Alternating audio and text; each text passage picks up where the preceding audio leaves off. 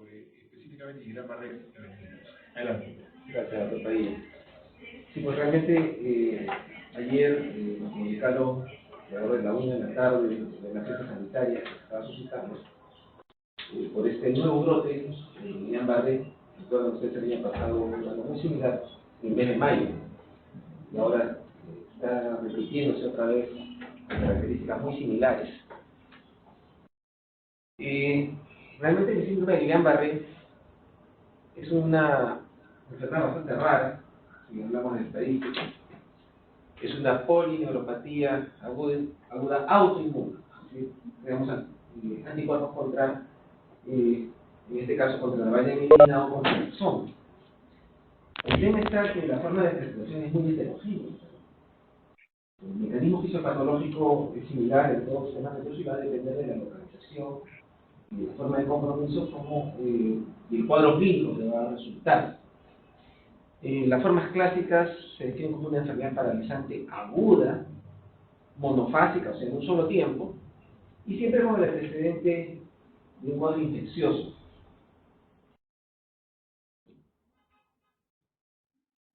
En relación a la historia, podemos decir que esto ya se describía en 1859 por Landry, fue el primero que lo describe, y lastimosamente no ni siquiera figura en el nombre, pero hay que recordarlo. Más bien Guillain-Barré y Stroll, en 1916 hacen la descripción con lo clásico, ¿no? La disociación albuminocitológica, la presencia de enfermedad aguda, la arreflexia y la alteración sensorial. Quien les habla, soy miembro del Comité Nacional de Vigilancia de Parálisis Flácida Aguda, que realmente ese Comité Nacional es más para vigilancia de polio. Por eso es que ustedes cuando hacen práctica hospitalaria o atención, viene un paciente con parálisis flácida aguda, debe ser reportado inmediatamente para hacer el despistaje o el descarte del polio. En este caso nos preocupa básicamente el Guillain-Barré. A nivel de atenciones hospitalarias es la causa más frecuente de parálisis flácida aguda en niños. Si ustedes, algunos están haciendo pediatría, algunos están portando por acá, que no son pediatras precisamente, pero en la emergencia es una causa importante, lo primero que uno sospecha cuando llega un chico con parálisis flácida aguda. La incidencia es bien baja, 1 a 2 por 100.000 al año. Es menos frecuente en la población pediátrica comparada con la población adulta. Y esto es lo que se está viendo ahora nuevamente en este brote que está ocurriendo en el norte del país. Y los varones, más frecuente, 1.5 veces más, siempre los hombres sufren más al género masculino. Eso no llama la atención. Bien. ¿Qué ha pasado? Del año pasado, en el Perú hay un reporte anual de pacientes hospitalizados de 300 a 500 por año con este diagnóstico. De hecho, que algunos de ustedes tienen que haber visto pues, en alguna rotación hospitalaria. En mayo del año pasado, a estas alturas del año se me han reportado 100 casos. Lo que llamó poderosamente la atención fue que 15 eran de Trujillo, en el mes de mayo. Entonces, eso estableció la alerta y provocó pues una emergencia, ¿no? una emergencia a nivel nacional. Lo mismo que ha ocurrido el día de ayer. Es una emergencia sanitaria. En aquella oportunidad, el Instituto Nacional de Salud reportó 11 casos que correspondían a enterovirus. De todos los casos, solamente 11, de los cuales 6 se identificó a través del PCR el líquido cefalorraquídeo. Si ustedes hacen la búsqueda bibliográfica, realmente los enterovirus como causa de Guillain-Barré es bien raro. Más pueden encontrar como militis reversa o como militis. Entonces, realmente el diagnóstico pareciera orientarse, pero siempre queda un margen de duda, de sospecha. Bueno, como les decía, en relación a la patogénesis, es la respuesta inmune provocada por el cuadro infeccioso, un fenómeno de mimetismo molecular. Y esto por la presencia de epítopes de la mielina o el axón. Pero estos epítopes básicamente son lípidos, básicamente los gangliósidos. Los gangliósidos son lípidos complejos que tienen en su estructura un azúcar, ¿no? O es un glicolípido. Si ustedes recuerdan su clase de bioquímica, los azúcares son una suerte de cerradura, de combinación espacial. Tienen una combinación muy peculiar, de tal manera que los agentes infecciosos o los anticuerpos se enlazan a través de una combinación exacta, ¿no? Y es por eso que se comparte estos epítopes de agentes infecciosos con los que están en la mielina o en el axón del paciente. Y ahí es que se genera la respuesta inmunológica y el Guillain-Barré. Se puede presentar entonces una forma de desmielinización o de degeneración axonal. Y acá el Campylobacter jejuni, si bien es cierto, en estos brotes no se ha logrado identificar, habitualmente, como parte del diagnóstico etiológico, es la causa más frecuente que se logra identificar en Guillain-Barré. No en este brote precisamente ni en el anterior del 2018, pero habitualmente el Campylobacter jejuni es el más frecuente. En este cuadrito tienen ustedes los subtipos y variantes, y esto sí es importante porque realmente la forma de presentación de Guillain-Barré es muy variada.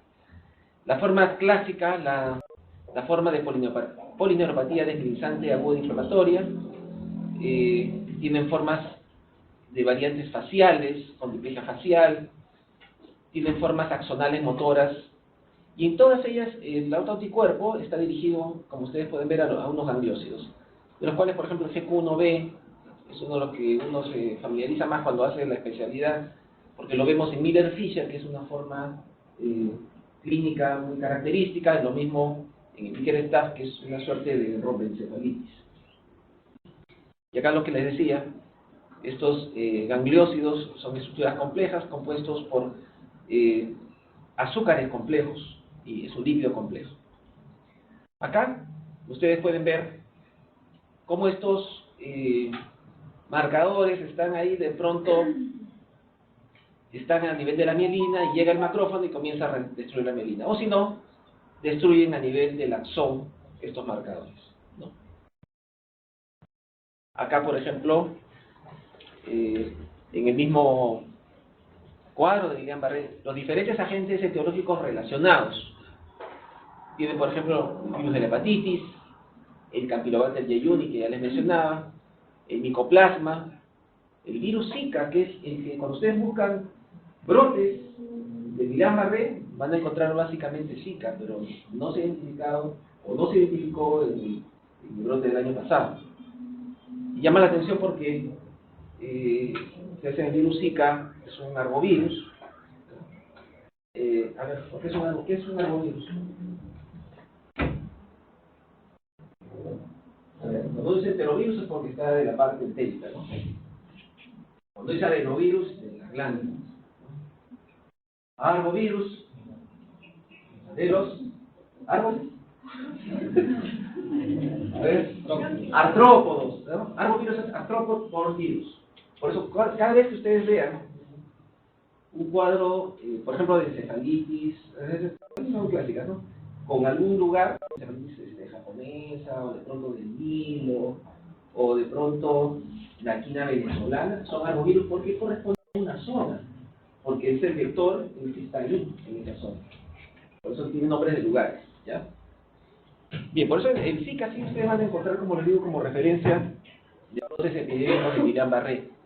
Igual acá tienen los citomegalovirus y los virus herpes. Como ustedes ven en este cuadro, no incluye a los enterovirus, porque es raro realmente.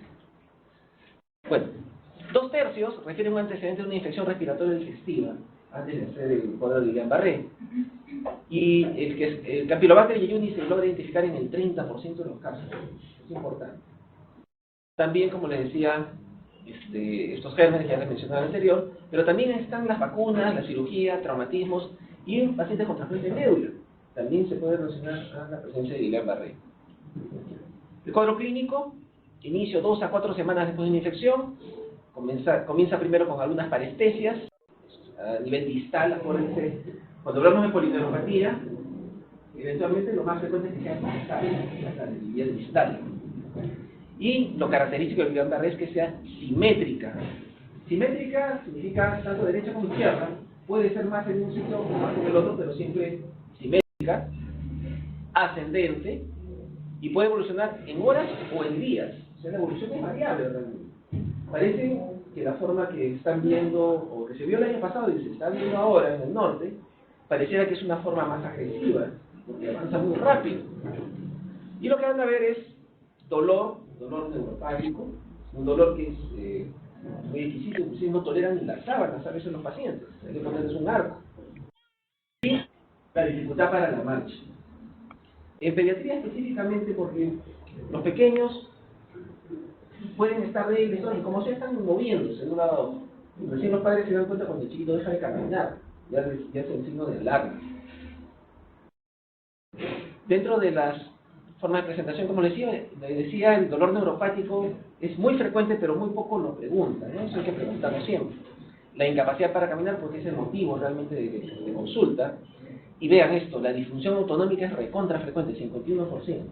Y esto es importante detectarlo porque puede ser que por esta disfunción el paciente se agrave. Los nervios craneales también pueden comprometerse.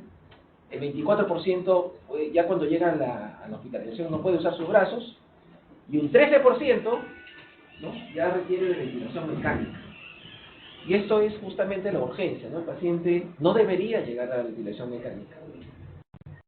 En la época que hacía residentado, acá el doctor Padilla no me dejará mentir, cuando llegaba un paciente con Guillain-Barré, no había ni plasmaféresis, no había ni inmunoglobulinas, había solamente manejo de soporte, y el paciente tratar eventualmente de darle todo el recurso de mantenimiento y llegar a la ventilación mecánica.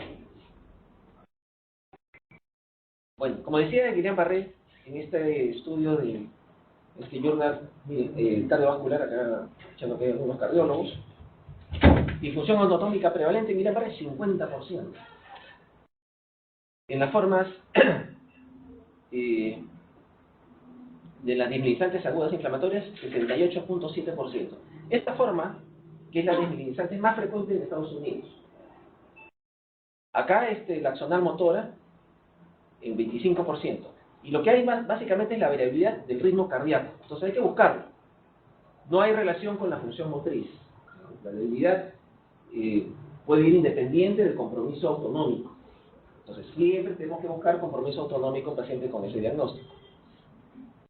En esto de cuidados intensivos, ya el 93, miren, es un poquito viejo, pero ahí está. Hay arritmias cardíacas, hipotensión ortostática, aunque esta hipotensión a veces se asocia más a la polineuropatía, hipertensión arterial transitoria persistente, ilio paralítico, disfunción vesical, y acá se confunde justamente con problemas medulares. Los problemas medulares también te pueden dar esto, y la sudoración anormal. En Special Neurology, esto ya es clásico, debilidad simétrica, como les dije, y esto, reflejos sostenidos abolidos o disminuidos. ¿Alguien que está ahorita haciendo un trabajo en el hospital? ¿Alguien que está viendo pacientes hoy día? No. Saca su martillo. Sí, ¿no? Y si saben usarlo, puede ser la segunda pregunta es. Bueno, hay que acostumbrarse a usar el martillo, ¿no? Y tenerlo siempre, pararlo siempre. La presencia de parestesias, por eso hay que preguntar siempre el compromiso sensorial. El signo de la serie es un signo muy interesante, que lo que tienen que hacer es evitar que flexionen las rodillas y levantar las piernas. Al levantar las piernas va a haber una tracción de las raíces y va a haber dolor en el caso del Guillain-Barré. Y en la medida que el Guillain-Barré está más avanzado, el dolor va a ser tan intenso que va a ser más difícil levantar las piernas. A medida que va mejorando clínicamente, ustedes van a poder ver que en el paciente también la flexión de la pierna va a ser más tolerable. Y en algunos casos hay hasta papiledema. La papiledema puede haber. No es lo frecuente. El punto mayor del cuadro aparece en promedio en la segunda y la cuarta semana, y después va a llegar a una fase de meseta que poco a poco va a ir en resolución lenta, que puede durar semanas o meses realmente. O sea, ya, una vez que el paciente llega a esa fase de meseta, ya inclusive y está estable, inclusive ya podría ser dado de alta y continuar su recuperación en casa. En niños, felizmente, esta evolución es más corta y hay una mejor recuperación que en la población adulta. Si no requieren ventilación mecánica, pueden recuperar entre 43 a 52 días. Acá lo que les decía, la fase clínica, el inicio, al inicio puede ser muy rápido. Es más, cuando uno tiene estos pacientes, uno tiene que estar realmente vigilando de manera continua. Es una experiencia particular, tenía mi paciente ahí, conversaba con el chiquito, tenía 10 años, había llegado su Guillain-Barré, y le decía, ¿cómo estás? Sí, está bien, no, de pronto me daba media vuelta, volvía a verlo, y ya empezaba con insuficiencia respiratoria, que es una instalación muy rápida, o sea, hay que estar siempre en vigilancia.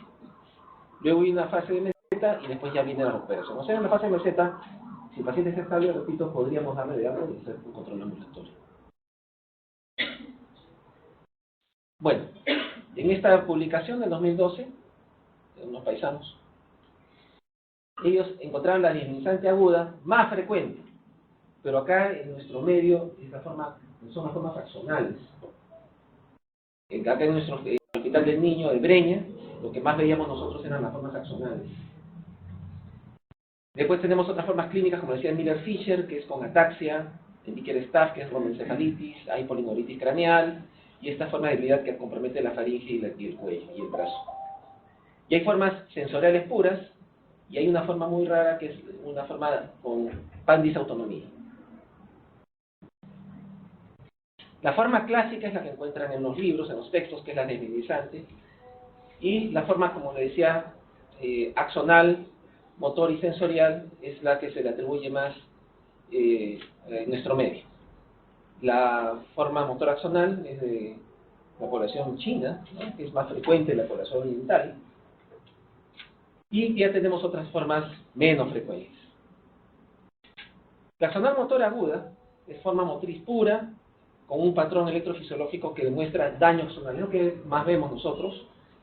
Se ve mucho en China, en Japón, en México y en Sudamérica. O sea, ese es el patrón que vemos más en este lado del mundo.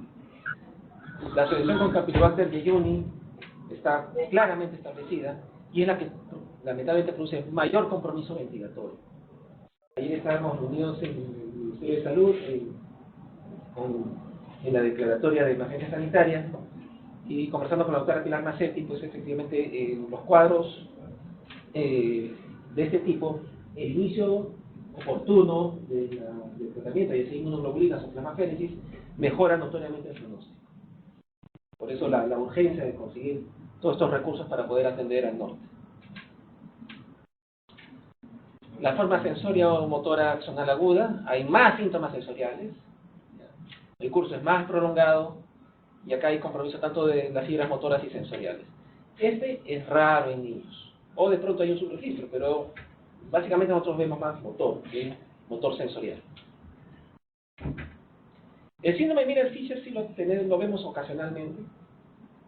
Lo que llama la atención es la oftalmoplegia y la ataxia, que es lo que caracteriza el síndrome de Miller-Fisher. Hay formas incompletas en que no necesariamente está todo el cuadro. Los exámenes auxiliares son muy similares a la forma desminimizante. Los potenciales evocados auditivos presentan defectos de conducción central y periférica. ¿Y eso por qué? Este Guillain-Barré en particular compromete algunas áreas del tronco. De Bickerstaff es una rombencefalitis, o sea, básicamente de tronco. Hay encefalopatía, hiperreflexia, oftalmoplegia y hiperreflexia, a diferencia del Guillain-Barré, que hay hiporreflexia o arreflexia. Hay oftalmoplegia y ataxia. Pero acá lo que llama la atención es la encefalopatía. Acá el anticuerpo es contra este gangliósido, el GQ1B, que lo dosan acá a nivel local, o sea, puede llegarse al diagnóstico, y el manejo, como les decía, inmunoglobulinas o plasmaféresis. La polineuritis cranealis, que es bastante rara, es por compromiso múltiple y bilateral de nervios craneales, pérdida sensorial periférica severa, realmente el problema es a nivel de nervios craneales, básicamente, y lo que vemos nosotros es que en la resonancia, con contraste con gadolinio, incrementa la señal de los nervios craneales. Esta faringocérvico-braquial también es una forma rara, afecta pues según lo que dice pues, su nombre, la línea facial, y también acá los reflejos son normales. Son formas raras de Guillain-Barré. Hay muchas formas, nosotros que tratamos con mayor frecuencia son las que te dan parálisis flácida aguda. Igual, tienen acá todos los gangliósidos que están comprometidos en esta entidad. La disautonomía aguda, acá hay diarrea, vómitos, mareo, dolor abdominal, hilo, hipotensión ortostática, retención urinaria. Fíjense, un cuadro bien bizarro, bien bizarro. La presencia de arritmias y sudoración ya tienen que hacerles pensar en un cuadro disautonómico. Hay salivación, lagrimeo, y acá sí, los reflejos pueden estar abolidos o disminuidos. Y hay una serie de variantes adicionales que son más raras. El diagnóstico. El diagnóstico es clínico. O sea, para términos prácticos, un paciente que llega con debilidad muscular aguda y arreflexia, simétrica y ascendente, debo pensar en Guillain-Barré. En el igiocefalorraquídeo, no necesariamente es necesario para el diagnóstico. Realmente uno hacía la punción lumbar más para hacer el diagnóstico que iniciar con polio. Y eventualmente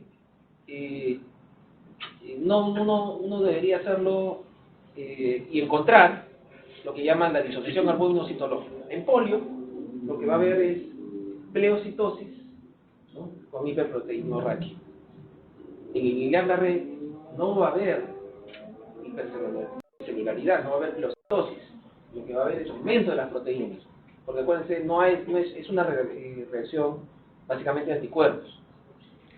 En la electromiografía va a haber bloqueo de la conducción motora, de velocidad disminuida y latencias distales prolongadas. Pero la electromiografía recién se hace patente a partir de la tercera semana, finales de la segunda semana. O sea, no me sirve mucho al inicio. Al inicio, entonces, yo tengo que tener la sospecha clínica porque tengo que plantearme la necesidad o no de usar inmunoglobulinas o hacer plasmaféresis. Realmente estamos en una época en la cual nos apoyamos demasiado en exámenes auxiliares. Acá la clínica es la que tiene que comandar el diagnóstico y el manejo del paciente.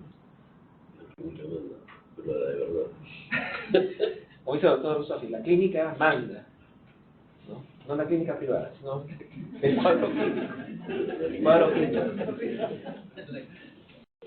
La resonancia magnética, el gadolinio, aumenta la señal en raíces anteriores, pero es un poco inespecífico realmente, pero ayuda a reforzar el diagnóstico.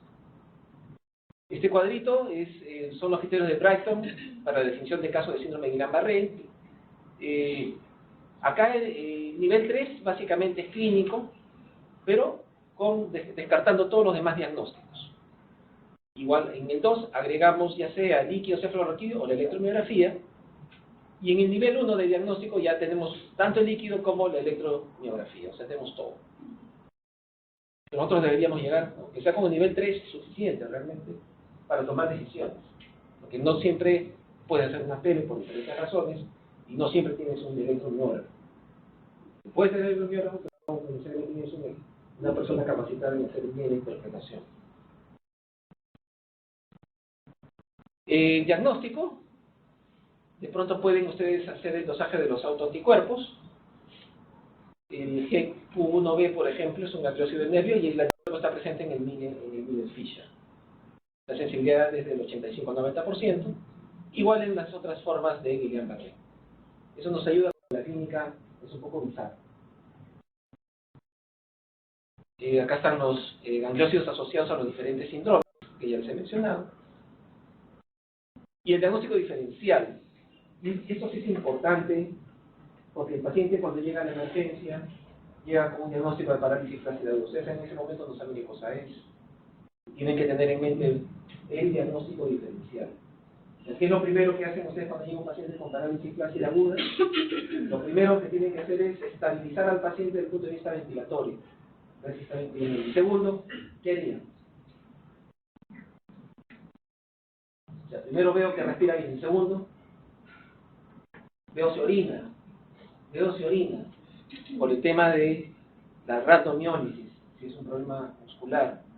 Y tercero, tengo que echarme a buscar cuál es. ¿Cuál de las neuromusculares me explica el diagnóstico del paciente?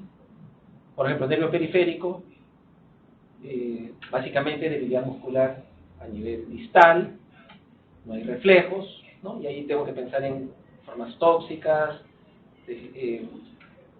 problemas de vasculitis, Guillain-Barré, ¿no?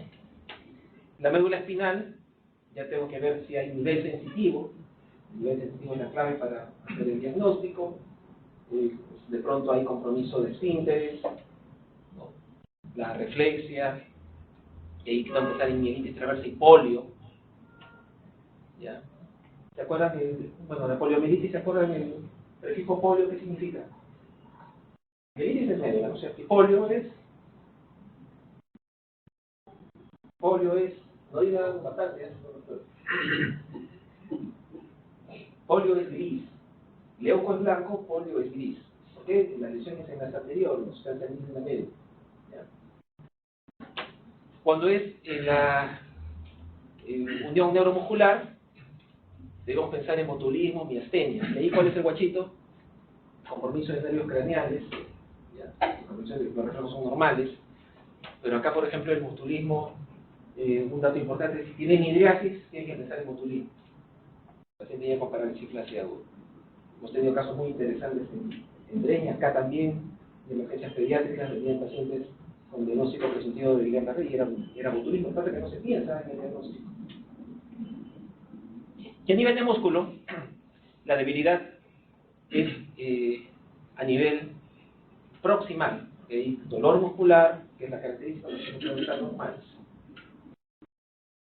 En esta imagen lo que se ve es engrosamiento de los nervios, con esta resonancia, igual acá, se ve con mayor claridad, igual acá. Y el Campylobacter jejuni es el agente clasificante más común, que ahora no, ni el año pasado ni ahora se asocia a este brote en el norte. Es frecuente, es de peor pronóstico, la recuperación más lenta, ya de secuela por el compromiso axonal. Básicamente, la forma axonal motora es la que más se compromete, y la infección por Campylobacter aumenta 100 veces el riesgo de hacer Guillain-Barré. En ese estudio que hicieron acá en La Victoria, me parece, ¿sí? En La Victoria, y es un grupo de la doctora Quiñones de emergencias pediátricas, encontraron la frecuencia, ¿no?, muy alta de Campylobacter jejuni como agente etiológico de diarrea. O sea, es un germen que está presente entre nosotros bastante. Los coprocultivos en el Hospital del Niño en Breña de 2009-2015, Shigella, famosa diarrea, ¿no? Shigella, Salmonella, y miren el Campylobacter más frecuente. O sea, tenemos todo el escenario como para tener con frecuencia Guillain-Barré. Esto en el Hospital Niño en Breña siempre, de 2009 al 2013. De la electromiografía vimos 42 pacientes del 2009 al 2013, 22 varones y 20 mujeres, siempre ganando nosotros, 30 axonales y 12 desmineralizantes. Esto para hacerles recordar que la forma axonal es lo que más vamos a ver nosotros, ¿sí? Por tanto, peor pronóstico, más complicaciones, más secuelas. Tratamiento. Primero, monitoreo estrecho, fuerza muscular, sistema autonómico, no se olviden por favor de esto, y la ventilación. ¿Quiénes deben ir a cuidados intensivos? Se encuentran acá. Los que hacen cuadriparesia flácida, cuando la debilidad es rápidamente progresiva, si la capacidad vital disminuye a menos de 20, cuando hay parálisis vulvar, B larga, no se olviden, vulvar, ¿ya? Y esta acá tiene que ver, por ejemplo, una reunión neuromuscular, por ejemplo, el botulismo, la parálisis vulvar, ¿ya? Y la inestabilidad autonómica cardiovascular. Por eso hay que estar chequeando siempre el ritmo cardíaco, la presión arterial. En menores de 6 años, quienes deberían ir a ventilación mecánica, cuando el PC2 se eleva más de 50, el aumento de la frecuencia respiratoria, estar chequeando, por eso necesita monitoreo, aumento del requerimiento de oxígeno, uso de musculatura respiratoria accesoria, hay que ver cómo respiran, chiquito. Me acuerdo mucho, lo hacíamos contar, respirar hasta qué número llegaba el chiquito. Cuando veíamos que ya llegaba hasta, comenzaba a bajar el número, ya estaba comprometiéndose cada vez más. Y si hay sudoración, ¿no? Y el pulso amplio ya me está diciendo que puede haber compromiso autonómico. ¿Qué pasa cuando hay disfunción autonómica? Hay riesgo de mayor mortalidad. Muchos pacientes mueren por esto y no se dan ni por enterados. Presión arterial, balance hídrico, vigilar el ritmo cardíaco, Y tener mucho cuidado con los vasoactivos y sedantes por el riesgo de hipotensión, que puede complicar al paciente. Tratamiento es inmunoterapia, ya sea inmunoglobulinas o plasmaféresis. La debilidad es progresiva, acuérdense. Va a empeorar, si empeora la ventilación, va a haber necesidad de ventilación mecánica, hay que estar preparados. Si hay debilidad muscular significativa, es indicación de inmunoterapia. Y cuando hay incapacidad para caminar sin ayuda, también es indicación de inmunoterapia. En términos prácticos, realmente, y es lo que se ha estado viendo ahora, el uso de inmunoglobulinas resulta más fácil, ¿no? Más práctico que poner al paciente en plasmaféresis. Curiosamente, en nuestra institución nos sale más económico hacer plasmaféresis que administrar inmunoglobulinas. Pero a veces, ustedes pueden decir, el compromiso autonómico, el uso de plasmaféresis podría ser más arriesgado. De pronto ahí los inmunoglobulinas pueden resultar. Lo otro, de pronto no funciona inmunoglobulinas, tenemos plasmaféresis y el paciente puede mejorar. Entonces, no debemos dar inmunoterapia si el paciente camina, si la enfermedad es leve, si es no progresiva o si el cuadro se ha estabilizado en las primeras 2 a 4 semanas. ¿Ya? No se debe dar tratamiento en esos casos. Recuerdo mucho, hace unos años en el hospital, veía caminar con dificultad a una anestesióloga. Y decía, ¿qué te pasa? Le digo, no, que estoy con débil, no sé, me siento mal. Bueno, pues, ya se iba a trabajar. Al cabo del tiempo, pregunté por ella, oye, ¿dónde está la doctora? No, ya no viene a trabajar. ¿Qué le pasó? Y le hemos dejado casos médicos. Ni siquiera llegó al hospital, estuvo en casa. ¿Cuántos casos de Guillain-Barré puede ser que no lleguen, ¿no? Que se queden en casa con una forma leve, y después se recupere? El espectro es bien amplio. No usar corticoides. ¿Ya? Los corticoides definitivamente no están indicados acá, inclusive hay trabajos en los cuales empeora la evolución. La inmunoterapia acorta el tiempo de recuperación largamente, realmente al final resulta mucho más económico administrar inmunoglobulinas o hacer plasmaféresis, porque si no se hace, el paciente entra a ventilación mecánica y las complicaciones se incrementan. La mejoría puede iniciar hacia los 14 días, a veces antes, y caminan generalmente en los 3 meses. La dosis, 400 miligramos kilo día por 5 días. Es un montón realmente porque hay frascos de 10 gramos, 5 gramos, y realmente sale bien costoso. Pero yo creo que al final, si uno suma y resta, al final sale mucho más a cuenta darle tratamiento. En la mortalidad en niños es del 3 al 4%, es mucho mejor que en adultos, es menos en niños. La mejoría a largo plazo es 85-92%, acá también la mejoría se ve mejor en niños. Y cerca de 100% caminan ya al año después de la enfermedad, con alguna secuela, el 65%, y esta secuela puede haber parestesia, dolor o fatiga. ¿Puede repetir el Guillain-Barré? Sí, puede repetir, 2 a 5%. Recuerdo que un paciente cuando recién empecé a hacer neuropediatría en el hospital de Brasil, uno de mis primeros pacientes era un paciente con Guillain-Barré, me lo estaba revisando y había tenido un ingreso, ya tenía 6 o 7 años y había tenido un ingreso cuando tenía 2, con un cuadro también de debilidad muscular aguda. Era una recurrencia lo que estaba haciendo el paciente. En esta revisión de Cochrane, acerca de dar tratamiento en las diferentes formas de Guillain-Barré, ya sea Miller-Fisher o Bickerstaff, hacía la comparación de hacer plasmaféresis o inmunoglobulinas, es realmente muy similar. Muy similar. Bien, para terminar, y esto yo creo que es un tema práctico para todos ustedes, como les digo, llega el paciente con parálisis flácida aguda o debilidad muscular aguda a la emergencia o a la consulta, ustedes primero. Entonces, acuérdense que el tema neuromuscular de parálisis flácida aguda no tiene que ver con el tema acá del compromiso de corteza cerebral, es otra cosa. Cuando hablamos de debilidad muscular aguda nos referimos topográficamente a estos 4 sitios: médula espinal, nervio periférico, placa mioneural y músculo. Entonces, acá tenemos que ver cuál será la clínica.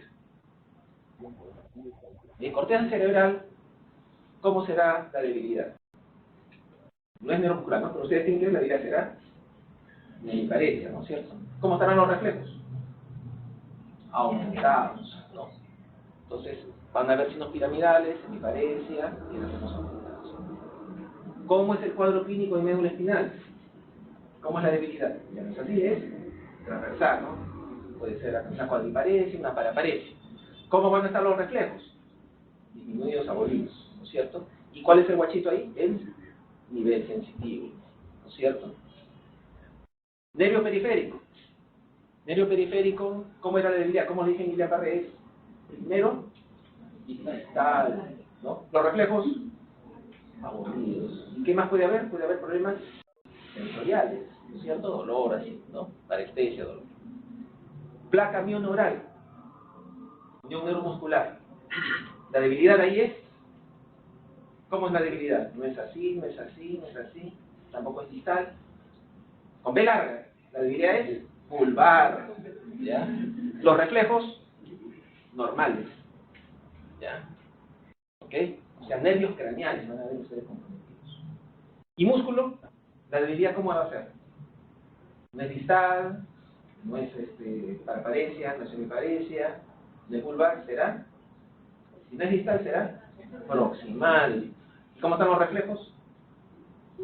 Normales. ¿Y qué característica se asocia cuando hay miositis? Duele. Si tú lo agarras, el músculo duele, ¿no? Entonces hay dolor a la... ¿Sí? En cornea cerebral, ¿qué diagnóstico? Bueno, cualquiera que afecte arriba, ¿no? ACV, infección, tipo de cosas. En médula espinal, ¿qué pensarían? Polio y mielitis. Exacto. Nervio periférico. Nervio periférico. Guillain-Barré. Guillain-Barré. ¿Qué otras cosas más? ¿Qué otras cosas más?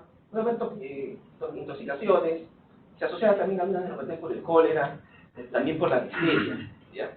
Pero básicamente Guillain-Barré y algunos tóxicos hasta metales pesados, inclusive. Placa mioneural. Miastenia ahí, botulismo, ¿no? Y órganos mejorados también como tóxicos. Y músculo, miositis. ¿Ya? Y nos ayudaremos entonces en la corte cerebral. ¿Qué examen auxiliar vamos a pedir? Una tomografía, ¿no? Es una de emergencia. Mielitis, polio. ¿Qué vamos a pedir? Una resonancia. Nervio periférico, electromiografía, conducción. Placa mioneural, tendré que buscar de pronto a través de la electromiografía, de test de tensilón, de tetanatoxina. Hacíamos la prueba del CUI para el botulismo. Ya les contaré la anécdota.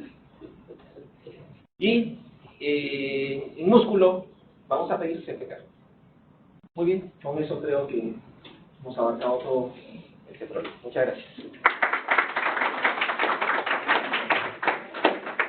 Agradecer al doctor Cook y agradecer también a las instituciones que están en estos momentos comunicándose todo el país, especialmente al Cusco, el Hospital Antonio Lorena del Cusco, el Policlínico el Parroquial Belén del Cusco y una serie de colegas, como el doctor Munura, la doctora Santos, la doctora Reto, que pueden comunicarse a partir de este momento para hacer las preguntas que quieran al doctor Cook y se vamos a terminar en este momento. También, evidentemente, nuestro auditorio puede hacer preguntas. ¿Tenemos alguna pregunta, Tele? No, por el momento no hay ninguna pregunta. ¿Hay ninguna pregunta, doctor? Acerca de la función lumbar. Bueno, yo recuerdo la función lumbar indicada en una radiografía particular. Determinando la primera y la segunda función lumbar. En pacientes que yo lo encuentro, por ejemplo, los días 3, días 5 de la pena. La verdad, como les dije, la función lumbar no es para hacer necesariamente diagnóstico de Guillain-Barré, es para descartar polio, realmente. Pero a veces hay la duda clínica, como ustedes ven en los criterios de Wrighton, la función lumbar es realmente un sistema, pero generalmente la recomendación es que sea después de un tiempo, ¿no? Inmediato, para ver bien la disociación. O sea, la clocitosis no se va a dar, pero ver la elevación de las proteínas inflamatorias. Una precisión y una aclaración. La precisión, esto no es contagioso. O sea, nadie debe preocuparse que vamos a recibir el Guillain-Barré, que probablemente podamos recibir en los próximos días. Hay que estar preparado. Es la razón de hacer esta actividad. La segunda razón, no todo paciente cuando llega a la institución, cuando llegue, va a requerir UCI. Tampoco vamos a decir debe ir a UCI. Podría ir a piso de hospitalización, correcto. Sin embargo, te pediría reafirmes cómo ellos deben hacer la diferencia de que este paciente sí debe ir a UCI, o este paciente puede Sí, como vimos en una de las láminas, no todo paciente con Guillain-Barré debe ir a UCI, pero sí debe estar estrechamente monitorizado, porque hay que vigilar frecuencia respiratoria, hay que vigilar la frecuencia cardíaca, la presión arterial, hay que vigilar si hay mucha sudoración, hay que vigilar si utiliza los músculos accesorios para respirar. Entonces, el paciente cuando comienza a presentar inestabilidad respiratoria o autonómica, es un paciente que debería ir a cuidados intensivos. Esa es mi idea. Silvia, ¿alguna pregunta ahí? Yo tengo una. No, si me permite decir. Si bien es cierto, por lo que comentas, esto es un evaluativo clínico y el nivel de certeza, cuando llegue el paciente va a ser nivel 3. Y me han preguntado acerca de los exámenes auxiliares, como la función lumbar, estudio de líquido cefalorraquídeo, y también señalaste que el estudio de electrofisiología, en realidad, su impacto van a ser después, y no en todos los pacientes, y además que probablemente una de ellas no son tan específicos.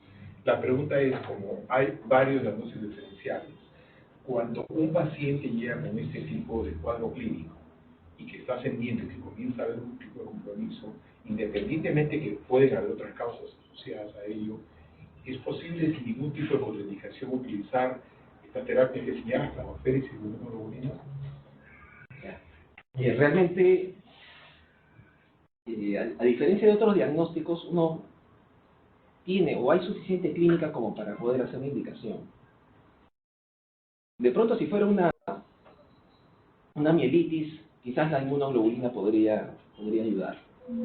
Pero la clínica de un Guillain-Barré es muy típica, que no debería uno confundirse realmente con los otros diagnósticos, salvo que sean esos diagnósticos bizarros que les había mencionado, formas de presentación extrañas.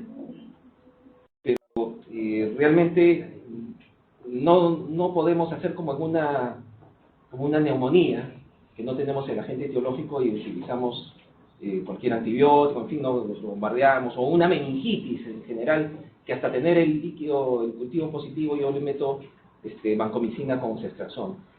En este caso, Guillain-Barré no puedo estar haciendo plasmaféresis o dándole inmunoglobulina a cualquier paciente con parálisis flácida aguda.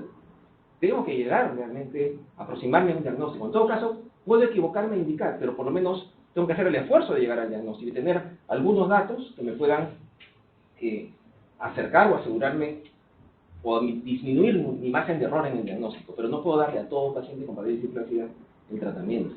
Si no, imagínense, ¿qué haríamos?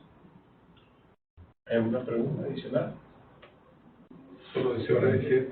Perdona, aún en la circunstancia actual que podamos recibir un paciente con sospecha proveniente del norte, aún en esta circunstancia debemos reservar la indicación de inmunoglobulina hasta aclarar un poco más el diagnóstico. Claro, pues mira, a ver, ¿cuándo indicaría yo inmunoglobulina?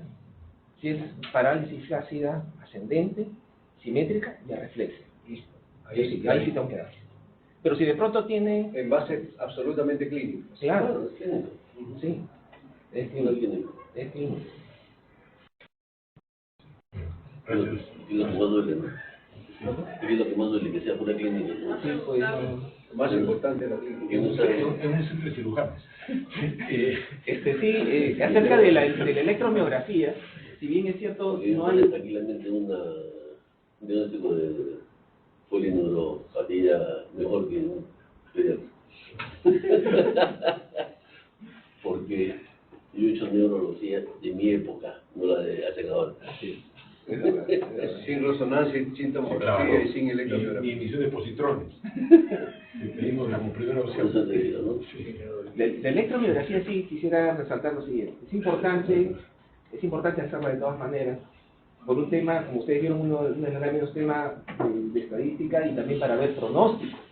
Acuérdense que las formas axonales, ¿no? Ver si es más frecuente y ver el pronóstico. Si es axonal no va a ser tan bueno cuando es minimizando. Entonces siempre es conveniente, de todas maneras, siempre hacer la electromiografía cuando está a disposición. Gracias, doctor Coca. Tenemos una pregunta adicional. Queremos agradecer también a nuestros directivos, a nuestro director general por su presencia y a todos quienes están conectados en todo el país en esta presentación.